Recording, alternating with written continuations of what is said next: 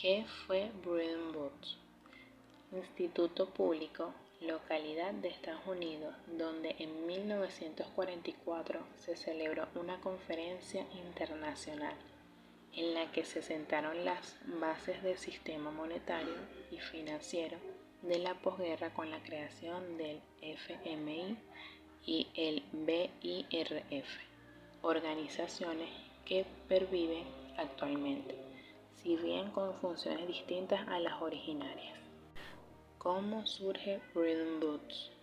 A mediados de 1944, cuando la Segunda Guerra Mundial aún estaba en desarrollo, los representantes de 44 países celebraron una conferencia monetaria y financiera en Bretton Woods, Estados Unidos, para establecer las bases de la que sería un nuevo orden económico y financiero. ¿Quién creó el sistema Bretton Woods? La británica fue elaborada por el economista John Maynard Keynes y la estadounidense por Henry Dexter White. ¿Qué países participaron en Bretton Woods? Formaban parte del mismo desde el origen: Bolivia, Brasil, Colombia, la República Dominicana, Ecuador, México, Nicaragua, Paraguay, Uruguay y Estados Unidos. Los acuerdos de Bretton Woods son todas las resoluciones de las conferencias monetarias y financieras de las Naciones Unidas, realizadas en la localidad de Bretton Woods entre el 1 y el 22 de julio de 1944, que estableció las políticas económicas mundiales que estuvieron vigentes hasta principios de la década de 1970.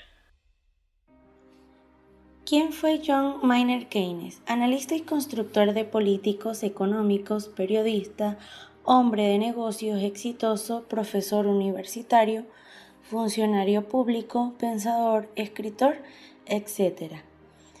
Keynes representa una manifestación importante en el mundo de la economía en general y de la moneda internacional.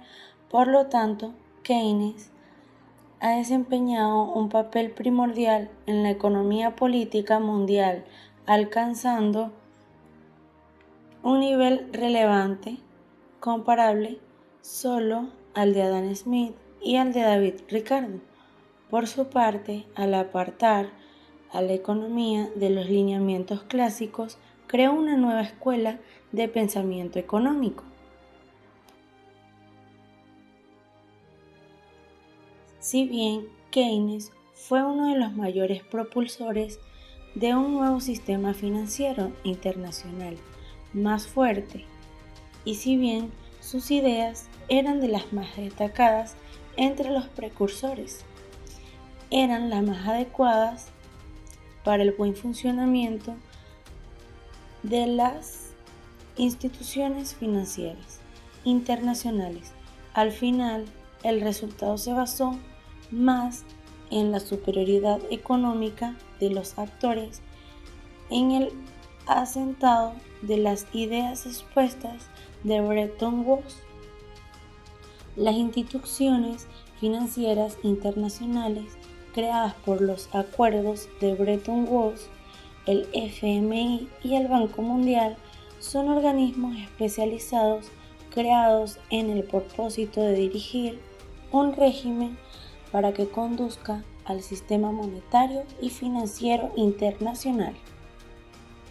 El diseño de este nuevo sistema se debió a los imperativos de una determinada distribución de poder y necesidades dentro del sistema internacional, y fue activamente apoyado por el actor principal de los Estados Unidos. El plan de Keynes es un intento de asentar el sistema internacional de comercio, un marco institucional, monetario y sólido. El Plan White.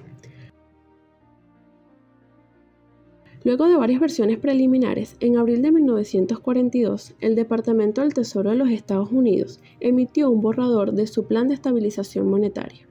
Posteriormente, el 20 de agosto del mismo año, se emitiría un segundo que recogía comentarios y sugerencias de técnicos y funcionarios representantes de aproximadamente 30 países, que aunque básicamente continuaba las propuestas realizadas en el primer documento, incorporaba algunas modificaciones respecto del funcionamiento de la futura institución a crearse para contribuir a la cooperación monetaria internacional. Las autoridades norteamericanas consideraban que finalizada la guerra, el mundo debería enfrentarse y resolver 3 problemas en el orden monetario. 1. Prevenir la interrupción de pagos externos. 2. Evitar el colapso de los sistemas monetarios nacionales. Y 3. Facilitar el restablecimiento y el crecimiento del comercio internacional. Para alcanzar estos objetivos, proponían la creación de un organismo internacional llamado Fondo de Estabilización Internacional. Dicho fondo debía ser constituido por aportes en oro, monedas nacionales y valores de los gobiernos de los países que lo integraran. Ese aporte sería el equivalente a la cuota que se le asignaría a cada uno. Las cuotas se determinarían además del nivel de los recursos que deberían aportar los países para financiar al organismo, al grado de financiamiento al cual podían acceder, así como también el poder del voto al interior del organismo. Estas se determinarían mediante una fórmula que analizaría la tenencia de oro y divisas por parte del país. El plan proponía los recursos totales con los que debía contar el fondo. Estos no debían ser inferiores a $5.000 millones. Se fijó como moneda del organismo a la UNITA, que cotizaría en $10. Esta solo se utilizaría como unidad de cuenta, ya que se operaría con la práctica de oro y moneda de los otros países. Así, todas las monedas tendrían una cotización fija que en caso de que un país devaluara su moneda, se debería compensar con oro al fondo por el equivalente en que se realizó la corrección. Así también se aseguró que todas las monedas mantuviesen la misma cotización en UNITA. En caso de revaluación, sería el mismo mecanismo pero inverso. Esto se creó con el fin de prevenir las consecuencias de los problemas económicos en otros países.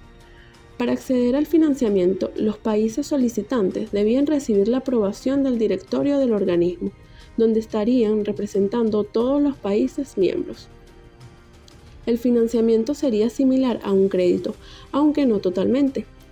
El fondo impondría algunas condiciones a ciertos países que fuesen deudores o acreedores, siendo estas más críticas y estrictas para los deudores. De esta manera, los Estados Unidos no ofrecían grandes ventajas o posibilidades a los países deficitarios que necesitaran de este financiamiento. Por lo contrario, era ventajoso para los Estados Unidos, que buscaba aumentar los intercambios comerciales y así consolidarse como la primera potencia económica mundial, ya que en efecto poseían el 70% de reserva de oro. Así, la responsabilidad de los desequilibrios de balances de pagos recaían sobre los países que más apoyo necesitaban, a diferencia de los países acreedores. Boehner, en 1943, hace notar la paradoja en el cálculo de cuotas del plan estadounidense, ya que al ponderar la tenencia de oro y divisas, la capacidad de acceso a los recursos del fondo dependían del testimonio de la falta de necesidad del mismo. Naturalmente, el plan procuraba levantar las restricciones al movimiento de divisas, las cuales aparecían como una de las barreras de defensa que contaban los países para proteger su economía de flujos financieros desestabilizadores. Pero los Estados Unidos así buscaban aumentar sus exportaciones e imponer su predominio comercial sobre el resto de las economías. Como era esperable, La modificación de los tipos de cambio fue una de las cuestiones más problemáticas.